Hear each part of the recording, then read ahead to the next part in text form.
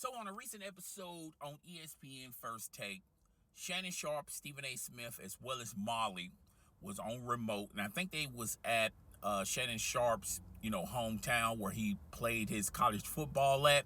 I think it was Savannah State.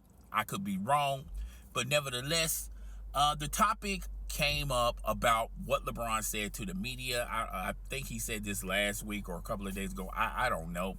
And basically, he was, and I'm just paraphrasing what LeBron James said. He said if he never joined the Miami Heat, his career would still be the same. He would probably have less titles, but everything else would be set in stone. That's why he's the chosen one, and that's why he still believes he's the GOAT. Now, there's a lot of LeBron James fans out there that believe that he already surpassed Michael Jordan. We're not even going to get into that topic because it has been proven, it has been documented that he, even though LeBron James had a great career, it doesn't compare to what Michael Jordan had, okay? But we're not going to get into that topic because this will be even a longer video than it's already going to be. So, the, camera panned to Shannon Sharpe, and I knew, everyone knows Shannon Sharpe is the biggest homer. Everyone knows that Shannon Sharpe is the biggest LeBron James fan out there, okay? Even when LeBron James wrong, Shannon Sharpe is still going to agree with him. And I thought Shannon Sharpe was going to agree with what LeBron James said to the media. I was ready for it, because I was going to pay it no mind, but I was going to still listen to it because at the end of the day, it's just entertainment, okay? But Shannon Sharpe surprised me. He stunned me. I almost fell off my sofa. So Shannon Sharpe says he disagreed with what LeBron said to the media, talking about he's still the chosen one. His career will still be the same. He will probably have less titles, but his career will still be the same. And he explains why he disagrees with LeBron James. Now, before we get into what Shannon Sharpe said, I would like to mention Stephen A. Smith echoed the sentiments of Shannon Sharpe, and he was floored by what Shannon Sharpe said. Now, Molly had a difference of opinion, and I'm going to explain that a little bit later on, all right? But at the end of the day, I've been on this channel, and I've been on the record on numerous live streams, on numerous videos, on numerous posts, okay, explaining to a lot of you fans out there, a lot of you LeBron James stands out there, that LeBron James isn't the GOAT and he hasn't surpassed Michael Jordan. Now, it's kind of debatable on whether or not he surpassed Kobe Bean Bryant, okay? But definitely he has not surpassed Michael Jeffrey Jordan. And I've said it on numerous live streams and numerous videos. And I use this argument Shannon Sharpe used to the naysayers out there on live television. He said if you look at LeBron James' career, the first 7 years, yes, he won a couple season MVPs. Which, by the way, a lot of you guys are saying that, well, if you just boast the biggest stats by holding the ball most, by shooting the ball the most, by having the ball the most, of course you're going to be MVP of the regular season. So y'all already done dismiss the regular season MVP. But nevertheless, when LeBron talks about it, you guys just are floored, and, you guys say, oh, this is one of the reasons why he's better than Michael Jordan, all right? When he was doing all that, when he was appearing in All-Stars, when he had team after team, he even went to the NBA Finals. Now, a lot of you people are saying that, and this separates the real basketball fans, the actual people that watch these games instead of watching a clip on YouTube or TikTok, that watch a game from start to finish. This separates us from the rest of you casual basketball fans. A lot of you guys are capping casual fans, all right? You don't look at the bigger picture. You just look at samples of different screenshots, and then you make your argument off those samples of screenshots. But, I digress. Whatever you want to do you. And I've said this on numerous times. If you look at LeBron James' first 7 years, he didn't do anything. Nothing told you in that first 7 years that he was going to be the player that he was.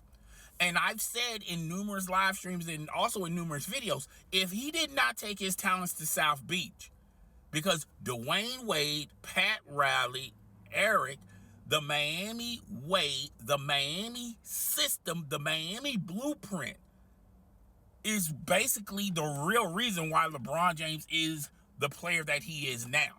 If he would have continued to stay in Cleveland and stayed on his path, he would never have won a title. Yes, he would have been an extraordinary athlete. The way how he would rack up the stats when it comes to assists and points and rebounds and steals and all that stuff, but he would not have the hardware because mentally LeBron James did not know how to close out games. Mentally, LeBron James didn't have the leadership DNA or the qualifications become a leader until he took his talents to South Beach. If it wasn't for Dwayne Wade, if it wasn't for Chris Bosh sacrificing, for the benefit of the team. Chris Bosh was a 20-10 guy with the Toronto Raptors. Chris Bosh was an all-star, okay? But Chris Bosh understood the master plan that if he took his talents to South Beach, he would have to sacrifice, his touches and things of that nature. Okay, he had to swallow his pride some. Dwayne Wade, if it wasn't for him showing LeBron how to be an efficient, a better leader, if it wasn't for Pat Riley and that organization, do anyone remember what LeBron James was trying to pull off with the Miami Heat? Basically trying to run roughshod, basically going in there, bully balling, telling them what to do, telling them, we got to have music in the locker room. We got to play around. We got to play a lot of horseplay. We got to, socialize more. I want my family in the front row and this, that, and the third. And every time LeBron James wanted something, Pat Riley said, denied, denied, denied. Okay? Because at the end of the day, they were winning titles. But that was not good enough for LeBron James. And that's one of the reasons why LeBron James left. Now, a lot of people are going to sit up here and tell you, he left because Pat Riley is a hater. All right? Now, I do feel like one of the reasons why he left was Dwayne Wade was getting older. That knee was not going to get any better. Chris Bosh had blood clogs in his, I believe in his heart. You didn't know the status of what Chris Bosh, and if you look at the rest of the story, and you look at the rest of Chris Bosh's career, but basically the Miami Heat, even if LeBron James would have stayed and they would have kept Dwayne Wade for at least 1 or 2 more years, maybe trade Chris Bosh away, look at the Miami Heat's track record. Have they ever done a bad trade? They always recalculate, reevaluate, and recycle the roster year after year after year. And it was proven evident because they made it to the NBA Finals against the Los Angeles Lakers with Jimmy Butler and a handful of players. If Bam wasn't injured, and I forgot the shooter that was Tyler Hero, if he wasn't in and out of the lineup and injured, who knows? It would have been a very competitive NBA Finals. And they're still going, and they're still advancing in the playoffs. If LeBron James would have stayed in Miami, maybe 1 or 2 years they don't advance into the playoffs. But if he trusts in the Miami Heat's way and in the Miami Heat system, remember, he didn't respect Eric. It took him a long time to come around on the side of Eric. He was giving Eric a lot of, hard times in that first year. Remember the bumping incident? Even though, he said he didn't see him, LeBron James saw him, okay? He was just trying to, bully his way and get the Miami Heat to submit to LeBron James. And the biggest reason why he left, because Cleveland was willing to do whatever it takes to make LeBron James happy. They gave up draft picks, future draft picks, players. Yes, when he went to Miami, he had Kyrie Irving already on the roster. He had Kevin Love. They won a title. But the year after, when the injuries start to mount, and LeBron James wanted to, bring Dwayne. Do everyone remember this roster? I mean, the year after, he wanted Dwayne Wade with the Cleveland Cavaliers. He wanted all those old players. And then they struggled. Remember that year when he said that we were too top heavy? Well, part of the reason why you was too top heavy, LeBron, because you was the one rubber stamping all of your, just selling your future away and relying on these veteran players to sign them to minimum deals. And if it wasn't for the front office of the Cleveland Cavaliers, you wouldn't have rebounded that season and, got back into the thick of things.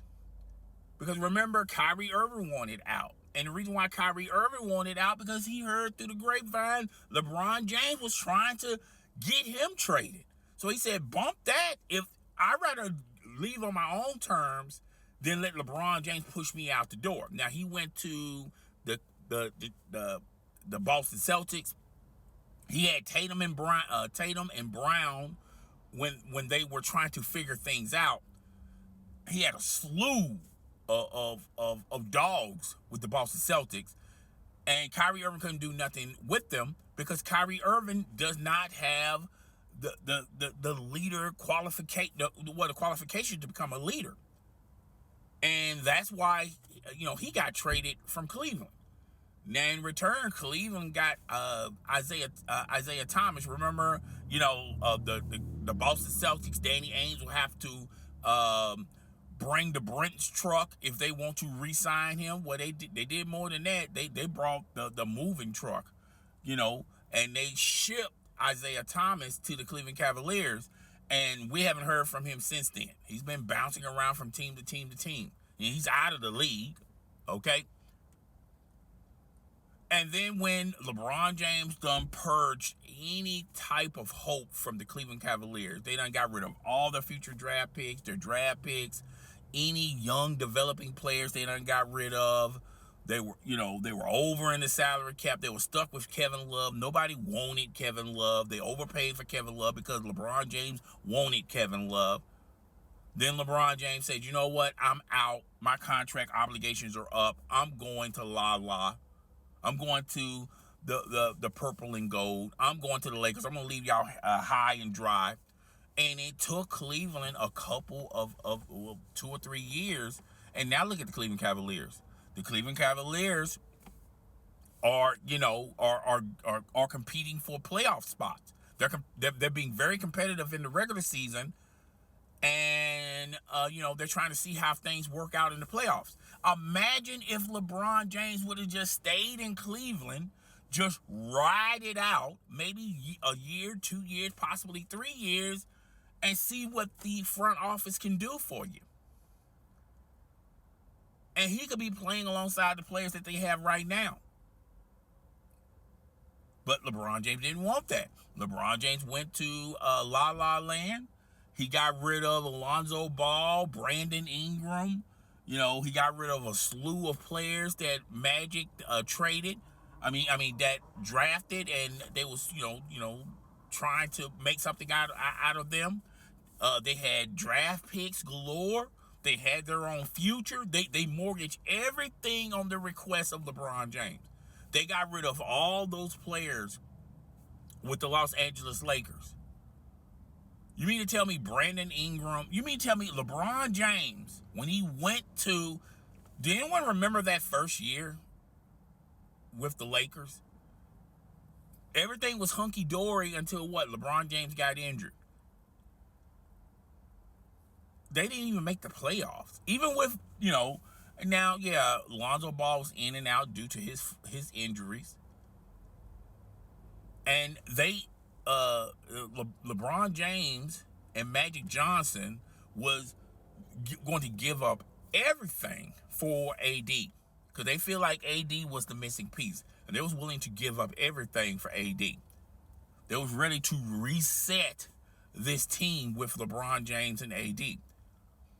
Now, Magic couldn't do it, but Rob Pelinka did, and Rob Pelinka, he had no loyalty to none of these players. Brandon Ingram, Alonzo Ball, those were Magic players. They pushed Magic out of the Lakers organization. Now, Magic's going to sit up here and tell you, he just got tired of being in the office and he wants to enjoy retirement and things of that nature.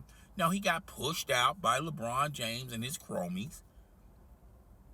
And, Rob Pelinka mortgaged away all of those players plus their draft picks for AD. Yeah, did they win a title? Yes, they win a title. And that's what a lot of casual basketball fans will tell you. Well, the end result is we won a title. We had to get rid of our future. We had to get rid of those players. But guess what? We won a title. You won a title in a shortened season during COVID, and more than half of the players in the National Basketball Association didn't even want to play. Now, I'm going to give them the title because a title is a title, all right? But was it really, you mean to tell me y'all couldn't do that with just LeBron James and a handful of players? You guys don't think they would have won a title without AD? And if you look at AD now, ever since he won that title, got his moolah, AD, has been in and out of the lineup. He's been constantly injured. AD really don't give a F. AD really don't care. It ain't that deep for AD. He got his money. He got his ring. He got his endorsements. I've been saying for the longest, and I pretty much was the only one on this island, even when they won the title, they should immediately traded AD. If they would have traded AD after they won the title, do you know how much compensation they would have gotten? You know how many picks they would have gotten? You know how many players that could have helped LeBron James? And if they couldn't help LeBron James, you can roll those players off in future trades. I kept telling you guys, AD was not a long-term answer. And it was a strike. I mean, not a strike. It was a COVID shortened season. Had a break in between the season. You mean to tell me LeBron James he didn't have enough to just get that title when more than half of the NBA players didn't even want to play in the bubble? It's completely ludicrous how casual basketball fans would, say that, LeBron James is that guy. I think LeBron James is a great player. But if LeBron James did not go to Miami and take his talents to South Beach and just would have stayed in Cleveland, he would have never sniffed the title. I mean, athletically, and he's still a high IQ basketball player. I think he would have accomplished a lot of individual stats. I think he would have still would have played longer, but he would have not gotten the opportunity to win the titles. He would literally have to join a team that's already made, that's already got their all-stars, maybe older, when he's older in his career, to start focusing on winning titles. Similar to what Karl Malone did. Karl Malone was focusing on the Utah Jazz, was focusing on making that team. He really believed in the Utah Jazz winning a title. And when it was all said and done and Utah was ready to rebuild, Karl Malone went to the Los Angeles Lakers hoping to win a title there. But LeBron James, was willing to do whatever it takes to win these titles and do whatever it takes to prove the naysayers out there that he's the GOAT. He's better than Michael Jeffrey Jordan. And he tried on several different ways. He tried to compete with Michael by winning the most NBA titles. Well, that's not going to work, and that's not going to happen.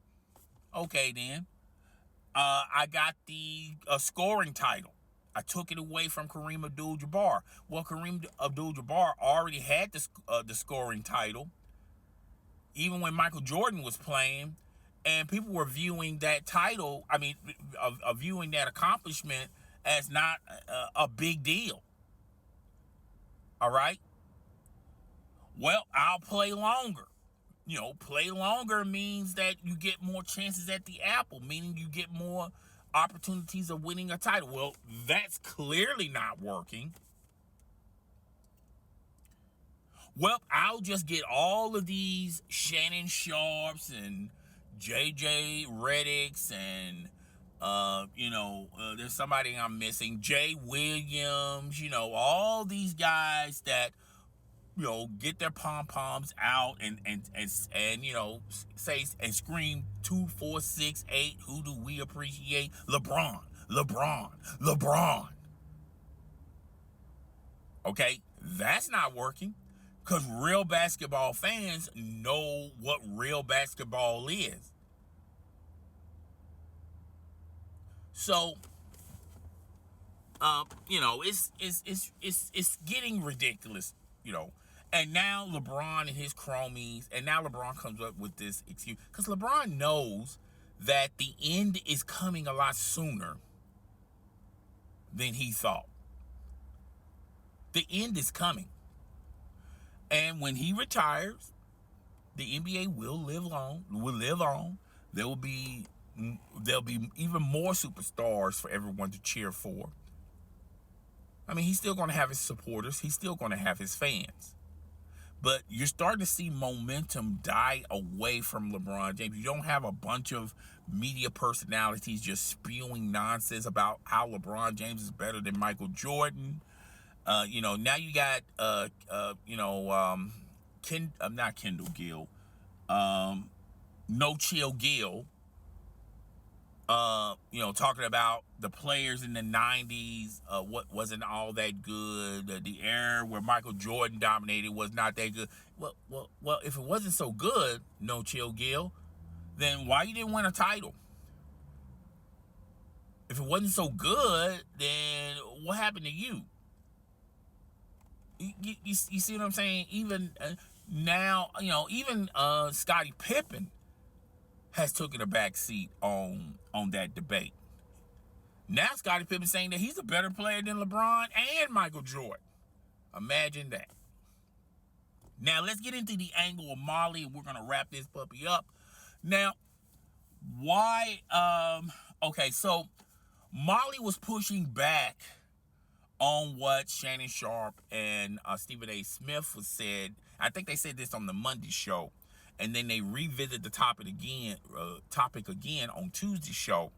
And Molly was saying, I was trying to tell you, was trying to intervene what Stephen A. Smith said. And I'm not going to really go into what Molly said, because, Molly says the political correct things. And Molly really don't pick a side. Molly pretty much stay neutral and stay in the middle, because you can't, trap her on any side. Okay. Now, people are wondering what's going on with Molly. Look, Molly knows that this is a game of chess. We're playing a game of chess, not checkers. And Molly knows that if I take the side of LeBron James is going to take care of me. And Molly also sees in the horizon that in 2 years, chances are Stephen A. Smith is going to re-sign with ESPN, because I believe ESPN is going to turn their misfortunes around with their subscriber count and things of that nature. Because I think people are slowly but surely going back to satellite and cable, because if you look at these streaming apps and these streaming services, time you pay for 3 or 4 of them, you're better off just paying cable. Okay? I think slowly but surely, everybody's going to go back to satellite and cable. ESPN's going to get their subscriber count up when that happens. And at the end of the 2 years, Stephen A. Smith is going to re-sign back to ESPN because the independent route, that door's about to close. You know, a lot of these guys that were going on YouTube and Facebook and TikTok, you know, these personalities that were on Fox Sports 1 and ESPN, NBC, ABC Sports, CBS Sports, saying, you know, I want to go independent. I'm just going to create me a YouTube channel and just get it out the mud and get my money that way. If you've been paying attention, folks, YouTube is really you know, sticking it to the content creators over here on YouTube. So if you have not been following, either you're not a content creator or you just don't care. But now that door's about to close, and Stephen A. Smith, he's still going to keep his YouTube channel. He's still going to create content on his YouTube channel, but he knows he's going to make, he know his biggest payday is ESPN re-signing him. And the way he's going to do that is to big up Shannon Sharpe. Because Shannon Sharpe and Pat McAfee, they're the 2 key points and the 2 main reasons why people are going back to ESPN. So Stephen A. Smith knows where his bread is buttered. He's going to, you know, big up Shannon Sharpe. Shannon Sharpe's going to big up Stephen A. Smith because they feel like they owe each other. Because if Stephen A. Smith said if it wasn't for him, ESPN would not even be interested in signing Shannon Sharpe. And Shannon Sharpe is going to say, well, Stephen A. Smith, you know, got me into the door. Now, Stephen A. Smith has already said that if he gets out of sports television, the next host of First Take, he already done solidified, it's going to be Shannon Sharpe. It's going to be Shannon Sharpe's show. But I suspect that ESPN is going to re-sign Stephen A. Smith after the 2 years is up.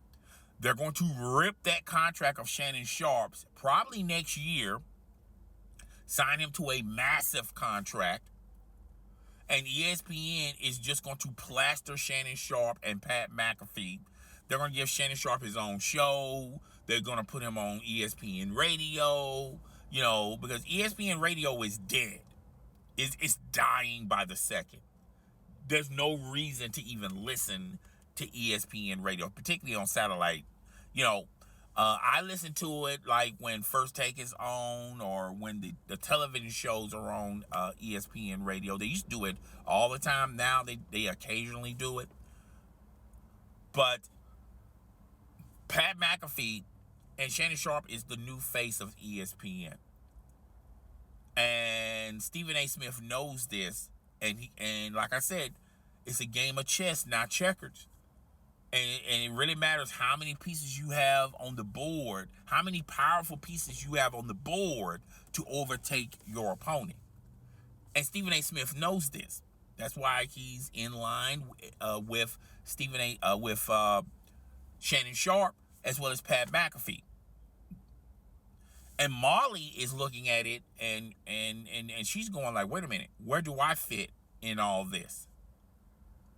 Because if I don't know if people have been paying attention, but Stephen A. Smith don't protect Molly like he used to. Plus, there are a lot of females that are much younger than Molly that can easily be the moderator, that's more popular than Molly, that knows their role and they're going to play their role. You know, Molly wants, you know, the ability to, you know, speak on certain topics and things of that nature. But me, I really don't care. All right. I'm still watching First Take, even if Molly, you know, is talking, you know, she doesn't irritate me to the point to where I go on social media and say, why is she talking? Okay. And, you know, she knows how to maneuver the room as the moderator and keep and keep some type of order, because it can go chaotic real fast, real quick when you got 2 guys that take up all the oxygen in the room, Stephen A. Smith and Shannon Sharpe. But this is a power play move. what Molly is doing. And Molly's saying, well, I need someone to watch my back. And LeBron is looking at this saying, okay, we can, if she's, protecting me, particularly on television, we need to take care of her. So she knows how to play this game. And when Stephen A. Smith was protected by LeBron, he used to be LeBron's number one go-to guy to talk to and give him up-to-date news, particularly going on around LeBron James. And that dynamic done soured, and he done moved on. When Shannon Sharpe was with Fox Sports 1, LeBron James appreciate Shannon Sharpe taking up for him, particularly going against Skip Bayless, and he really did appreciate that. Now, Shannon Sharpe is on a bigger platform like ESPN. He don't necessarily have to do that. And Molly is saying, okay, where am I in this dynamic? Am I the odd man out or the odd woman out? Sorry for the noise in the background. So, yeah, a lot of people may think that, Molly is just speaking her piece and don't believe the hype of Stephen A. Smith and Shannon Sharpe, what they're saying. But no, Molly is playing moves here because she wants to be on the winning team. And right now she's on the outside looking in. So she has to have something to get on that winning team. She has to have a component that would let Shannon Sharpe and Stephen A. Smith let her in on the winning team, as well as Pat McAfee. So that's what's going on. She don't believe a word what she's saying. She just wants some backup. All right. So yeah, that's all I got for today, guys. Tell me what you think. Rate, comment, subscribe. I will see you guys when I see you. Deuces.